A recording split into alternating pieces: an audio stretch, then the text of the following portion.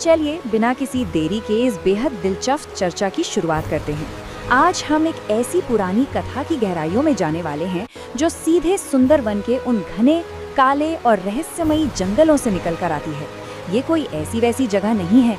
यहाँ ऊंचे ऊंचे पेड़ हैं, अजीबोगरीब आवाजें हैं और दिन के उजाले में भी कई जगहों पर गहरा अंधेरा छाया रहता है। और इसी रहस्यमयी माहौल के बीच जन्म लेती है एक ऐसी कहानी जो सिर्फ जानवरों का किस्सा नहीं है, बल्कि असल जिंदगी के एक बहुत बड़े सच से पर्दा उठाती है। अब कहानी में गोता लगाने से पहले जरा 1 मिनट रुककर सोचते हैं, दुनिया का सबसे बड़ा खजाना आखिर है क्या? क्या वो ढेर सारा सोना है या फिर बेहिसाब ताकत?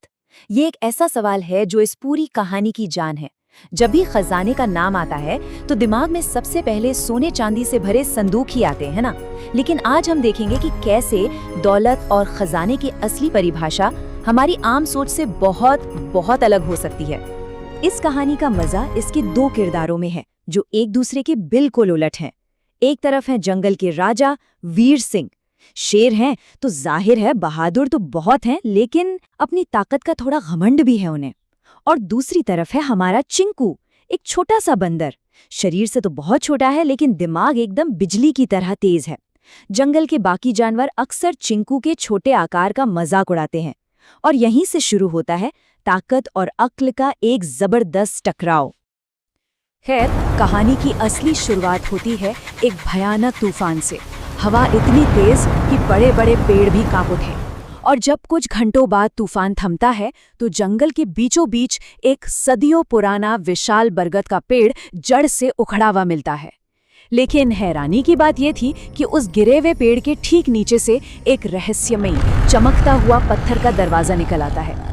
बस फिर क्या था, अगली सुबह तक शेर वीर सिंह और जंगल के सारे जानवर उस अजीब से दरवाजे के बाहर इकट्ठा हो गए, डरे हुए लेकिन बहुत ज्यादा हैरान।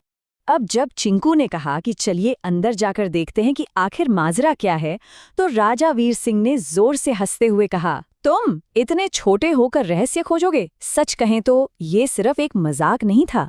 ये दिखाता है कि समाज में अक्सर शारीरिक रूप से छोटे या कमजोर दिखने वालों के दिमाग को कितनी आसानी से कम आंक लिया जाता है। लेकिन हमारा चिंकू भी पक्का था, वो इस बात से बिल्कुल पीछे नहीं हटा। लेकिन असली पेंच तो उस दरवाजे पर था।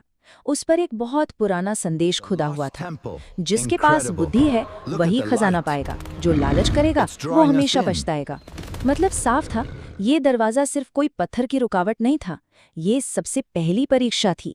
यहाँ ताकत, धौंस या गुस्सा बिल्कुल काम नहीं आने वाला था। अंदर जाने के लिए सिर्फ और सिर्फ तेज दिमाग की जरूरत थी और लालच के लिए तो यहाँ कोई जगह ही नहीं थी। यहीं पर चिंकू का तेज दिमाग काम आता है। उसने सबसे पहले दरवाजे के बाहर बिखरे अजीब निशानों वाले पत्थरों को एक सही क्रम में लगाया और बूम, वो भारी दरवाजा अपने आप खुल गया। गुफा के अंदर एक जगह रास्ता 2 हिस्सों में बट रहा था। एक चालाक लोमड़ी ने दाएं जाने की बहुत जिद की, लेकिन चिंकू ने जमीन के निशानों को गौर से देखा और बाएं रास्ते को चुना। और पता है क्या हुआ? जैसे ही वे बाएं मुड़े, दायां रास्ता अचानक से टूटकर एक बहुत गहरी खाई में गिर गया। चिंकू की इस एक समझदारी ने सच में सबकी जान बचा ली। लेकिन पिक्चर अभी बाकी थी। थोड़ा आगे बढ़ते ही उन्हें एक बहुत बड़ा कमरा दिखा, जिसके ठीक बीचों बीच सोने से भरा एक विशाल चमकदार संदूक रखा था। अब यहाँ लालच की इंतहा हो जाती है। लोमड़ी उस बेहिसाब सोने को देखकर पूरी तरह अंधी हो जाती है और पागलों की तरह उस संदूक की तरफ दौड़ पड़ती है। और तभी पूरी जमीन भयानक तरीके से हिलने लगती है। कमरे की दीवारों से बड़े बड़े पत्थर गिरने लगते हैं। लालच ने अपना काम कर दिया था और गुफा का सबसे खतरनाक जाल चालू हो गया था। और ठीक इसी पल, जब हर तरफ पत्थर गिर रहे हैं, धूल उड़ रही है और मौत सिर पर मंडरा रही है, एक बहुत बड़ा सवाल सामने आता है। क्या सोना ही सच में असली खजाना है? उस भयानक अफरा तफरी में वो सोने का संदूक किसी की जान नहीं बचा सकता था।